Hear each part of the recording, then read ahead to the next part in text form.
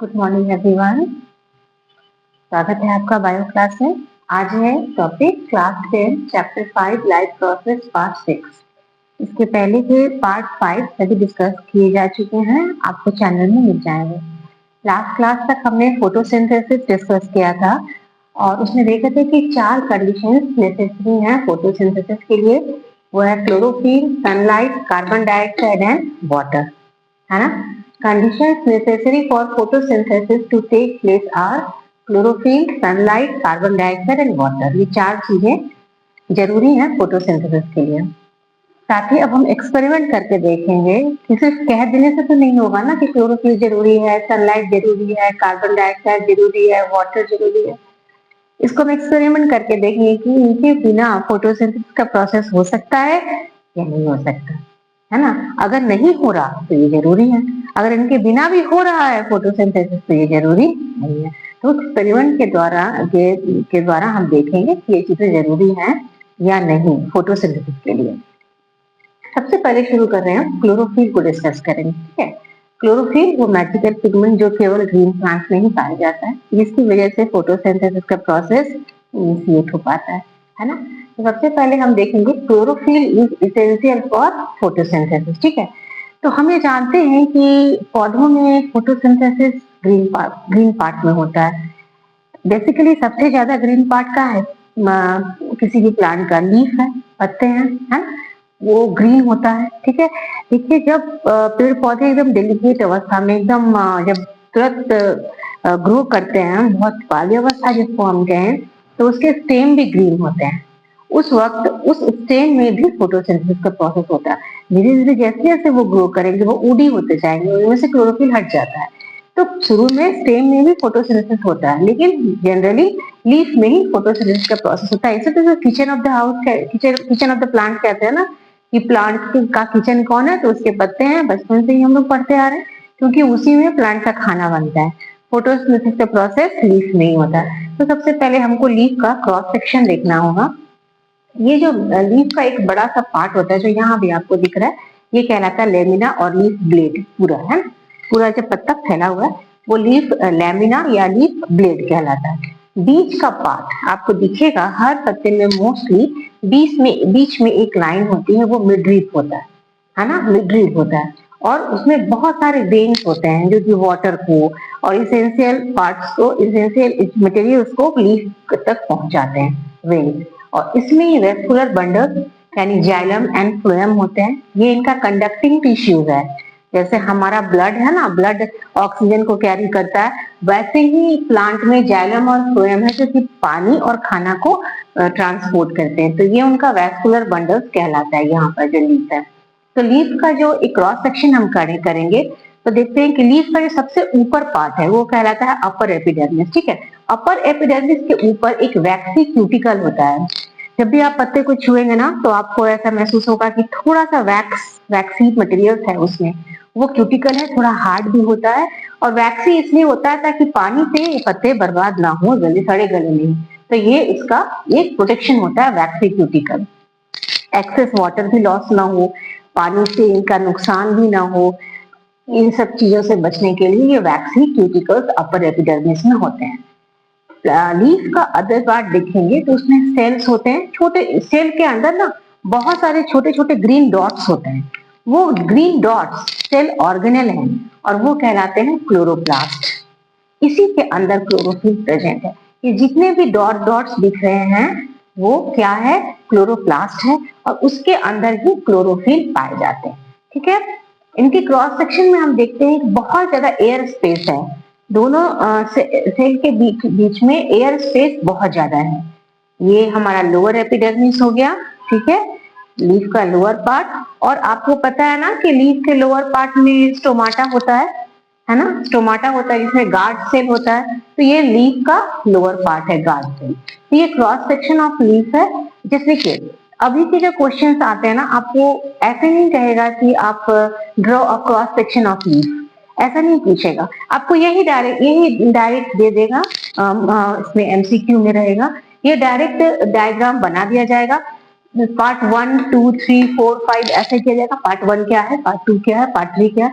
तो जब तक आप किसी भी स्ट्रक्चर को एटलीस्ट एनसीईआरटी में जितने भी स्ट्रक्चर, फिगर, डायग्राम बने हुए हैं उन सबका ना आपको डिटेल में स्टडी करना जरूरी है, क्योंकि ये सही है कि ये डायग्राम बनाने के लिए नहीं दिया जाएगा, लेकिन ये डायग्राम से संबंधित कुछ अप्लाइड क्वेश्चंस बनते हैं जो कि जरूर पूछे जाएंगे।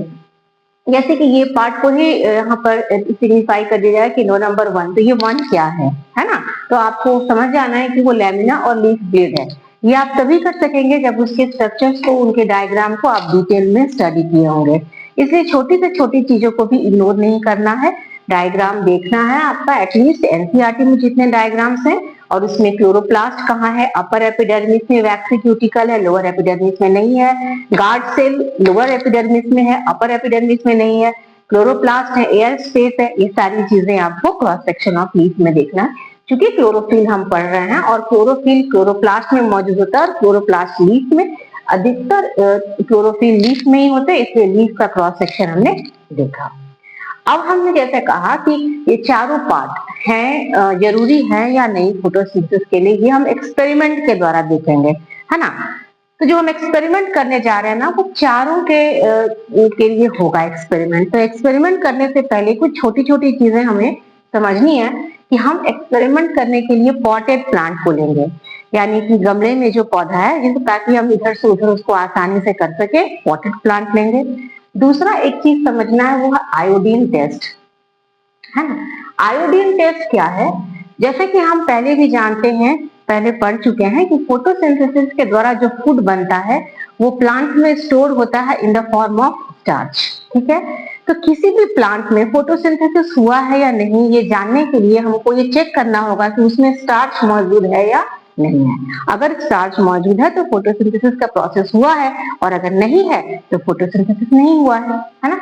तो आयोडीन टेस्ट जो है वो स्टार्च के लिए होता है। अगर आप आयोडीन का डाइल्यूट आयोडीन का सोल्यूशन आप स्टार्च में डालेंगे तो वो ब्लू ब्लैक कलर देता है। जहां भी स्टार्च होगा उसका टेस्ट कैसे होगा? डाइल्यूट आयोडीन के फ्यू ड्रॉप्स को अगर हम उसमें डालते हैं तो अगर वो स्टार्च है तो वो ब्लू ब्लैक कलर में चेंज हो जाएगा। अगर वहां स्टार्च नहीं है तो कलर चेंज नहीं होगा। तो जैसे ही वो ब्लू ब्लैक होगा, इसका मतलब कि वहां स्टार्च है, वहां फूड बना है, फोटोसिंथेसिस का प्रोसेस हुआ है। तो हुआ है या नहीं हुआ है, इसको चेक करने के लिए आयोडीन टेस्ट हुआ, ठीक है? आयोडीन टेस्ट स्टार्च के लिए होता है। अगर आयोडीन हम स्टार्च में डालेंगे तो वो ब्लू ब्लैक कलर देगा, अगर वो स्टार्च नहीं है तो कोई कलर नहीं देगा, ठीक है? दूसरा चीज हम एक टर्म आता है डी स्टार्च। स्टार्च तो हम समझ रहे हैं जो फूड स्टोर्ड है, ठीक है? डी स्टार्च क्या है, ठीक है? देखिए, पहले किसी भी हम पॉटेड प्लांट को उठाते हैं एक्सपेरिमेंट करने के लिए, मान लीजिए कि क्लोरोफिल के एक्सपेरिमेंट के लिए ही हम किसी प्लांट को लिए हैं, ठीक है? तो जो भी प्लांट हम बाहर से उठा रहे, कहीं से भी उठा रहे, तो उसमें तो पहले से फोटोसिंथेसिस हो रहा है, हुआ ही है, तो उसमें स्टार्च होगा ही। तो हम एक्सपेरिमेंट कैसे करेंगे कि स्टार्च पहले से मौजूद है तो हम आयोडीन डालेंगे तो ब्लू ब्लैक होगा ही होगा। तो पहले हमको उसको डी स्टार्च करना होगा। डी स्टार्च का मतलब है कि किसी भी पॉटेड प्लांट को डार्क में, अंधेरे में 3 दिन तक रखिए। 3 दिन तक रखने के बाद उसमें जितने भी स्टार्च होते हैं ना, वो यूज्ड अप हो जाते हैं, तो स्टार्च नहीं बचता है ना? तो उसमें फिर हम एक्सपेरिमेंट करेंगे। फिर उसको जब पूरी तरह से उसका पहले का स्टार्च हट गया, तब नए तरीके से उसका एक्सपेरिमेंट करेंगे। तो डी स्टार्च का प्रोसेस भी होता है कि किसी भी प्लांट को डार्क में 3 दिन तक रखने के बाद उसमें पहले से जो स्टार्च बना हुआ है वो यूज अप हो जाता है, खत्म हो जाता है, तो वो डी स्टार्च का प्रोसेस होता है। तो जितना भी हम एक्सपेरिमेंट करेंगे ना इन सब चीजों में, इसमें ये 2 चीजें जरूरी हैं, है ना? आयोडीन टेस्ट, ये जानने के लिए कि स्टार्च बना है नहीं। अगर स्टार्च बना है तो फोटोसिंथेसिस हुआ है, स्टार्च नहीं बना, ब्लू ब्लैक कलर नहीं दिया, तो फोटोसिंथेसिस नहीं हुआ, ठीक है? हम एक्सपेरिमेंट शुरू करते हैं क्लोरोफिल के लिए। देखिए, क्लोरोफिल ग्रीन पिगमेंट है, तो वो जहां भी मौजूद होगा ना वो ग्रीन रहेगा।